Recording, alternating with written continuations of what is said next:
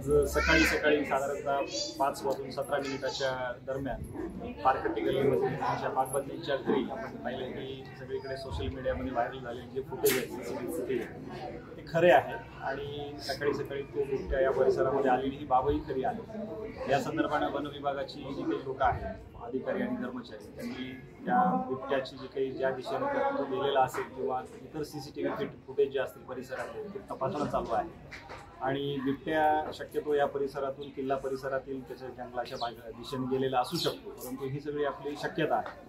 Actually जी स्थिती आहे ते फॉरेस्ट डिपार्टमेंटचे लोक तपासत आहेत। माझं आवाहन आहे प्रशासनाच्या वतीने की या परिसरातील विशेषतः जुना परिसर आहे, जुनं गाव आहे, या परिसरातील लोकांनी अफवांवर विश्वास न ठेवता किंवा काही जुने व्हिडिओज प्रसृत होत आहेत ते सकाळी फिरत आहेत ते व्हिडिओज ओरिजिनल होते, परंतु याला जोडून काही इतर व्हिडिओ सुद्धा इकडे परिसरामध्ये फिरवले जाऊ शकतात। अशा व्हिडिओवर अफवांवर किंवा व्हिडिओवर विश्वास नका ठेवू। प्रशासनाच्या वतीनं ह्या सगळ्या मोहिमेवर लक्ष ठेवून आम्ही सगळे आहोत, पोलीस दल आहे, आम्ही फॉरेस्ट डिपार्टमेंट आहे आणि गस्त सुद्धा आम्ही या परिसरामध्ये वाढवणार आहोत जेणेकरून लोकांना आश्वस्त वाटेल।